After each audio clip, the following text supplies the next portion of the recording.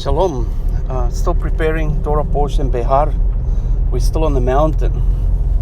I spent a lot of time preparing this Torah portion in Exodus 19, 20 up to 34, which encompasses everything regarding Shavuot. From the moment they came to the foot of the mountain, all the things that happened before Moses went up, all the times Moses went up and what happened every time, how that connects to last week's study in relation to the levels that we discussed on the creation of the soul, if you like, and up to the point of receiving the second set of commandments. And that basically is the whole topic of Shavuot. Included in that topic, if you read from Exodus 19, it talks about the construction or the instructions for the construction of the tabernacle as well, which is basically included in the topic of Shavuot under the heading of Shavuot. And one of the things that stood out this morning when I read about Moses entering his tent, his little tabernacle outside the camp, where the pillar and the cloud came to the door of his tent, where Yahweh spoke to him face to face in his tent, where Yahweh gave him the promise that he will reveal himself to him and show him his glory. That was where Moses interceded for Israel, and that's where prior to the last ascension, which is number 8, that Moses went up to receive the last set of, or the new set of tablets, which is the renewed covenant. Now, the renewed covenant, at that point, Yahweh gave 9 other commandments, which deals with the festivals, specifically Passover, first fruits, and the Feast of Weeks.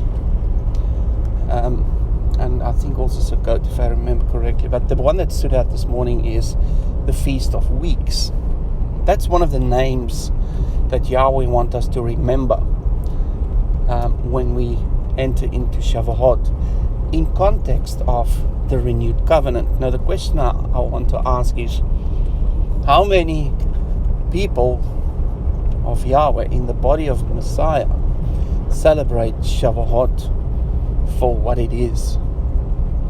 As I mentioned, Shavuot is about leaving Egypt, coming to the foot of the mountain as a people, and then it's the whole context of elevating to the mountain, and Moses went up 8 times, which number 8 is new beginnings. And at number 8, when he came down, his face was shining, and Aaron and the priests were afraid, and they put a veil over his head. Isn't that interesting symbolism when we discuss the study on the tabernacle, specifically the veil? The veil revealed the Mashiach, the one who conceals and also reveals. Because what was upon the veil is also what is behind the veil.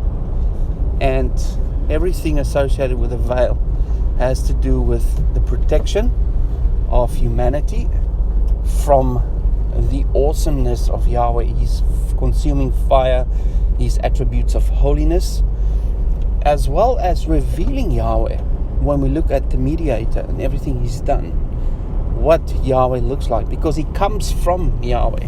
He's of the same kind, and he is the offspring that comes from him, where the Father is the Av, or originator, or the origin of the Son. So everything is linked together in that context, and it's embodied within Moshe coming down the second time, which is a prophetic picture of Mashiach, who will come down and descend upon the mountain, or actually coming down from the mountain, from the high place, to meet up with his bride. And he will have the appearance of light. His skin will shine, because he will have the true light that will be his skin, and the glory will radiate from it. Now that's also a hint to us that we will receive renewed bodies and we will shine like Moses. And for the people at the foot of the mountain, we need to put veils upon our faces in order to reveal and conceal, because the holiness is a dangerous thing. We are not in the right state of holiness to come into the presence of one with the true holiness and glory of Yahweh upon their lives. So that's a very powerful statement that I want to make, is those who seek holiness, those who are called to a higher holiness, which was our topic of last week, those who are sent to level number 6, so to speak, to get the fullness of Adam upon them, the complete intent of what Adam is to be. It is to be just like Mashiach. And we have this little picture of Moshe coming down, radiating the glory of Yahweh. And that gives us the idea that the higher your holiness, the more powerful you are, and the more afraid people will be of you, specifically the kingdom of darkness, because we will have an authority that exceeds the authority of this world. You will have the authority of the sun, which is symbolism of the sun. It's the symbol that rule over light, or the kingdom of light. And the moon is the lesser light that rule over darkness. That's the kingdom of this world.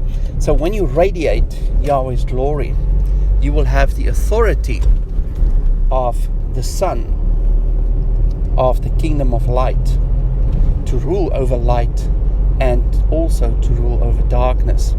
And the darkness will see that and they will tremble. So another spiritual warfare arrow in the quiver, if you like, is holiness is a weapon. Holiness is a weapon that will terrify your enemies. So pursue holiness with everything you've got, and you will overcome the darkness in this world and also the darkness in the heavenlies. So that's a bit of a side revelation, what I discovered this morning.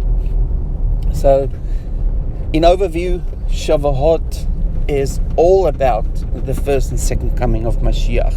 When you look at it on the menorah, it's the middle branch, which is the most important one. And it's associated with the number 4.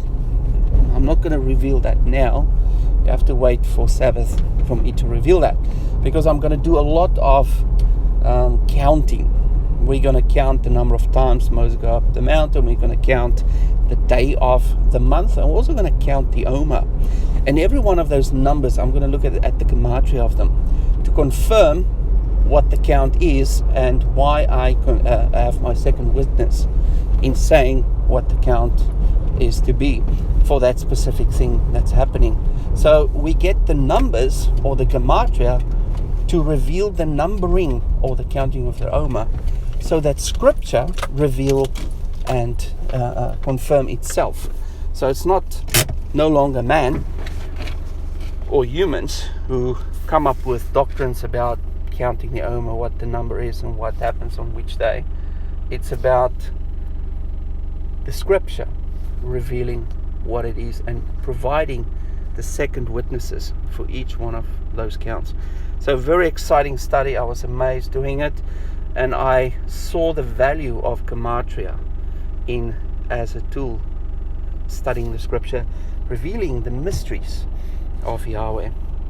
I'll leave you with that, and I hope you have a lovely day. Shalom.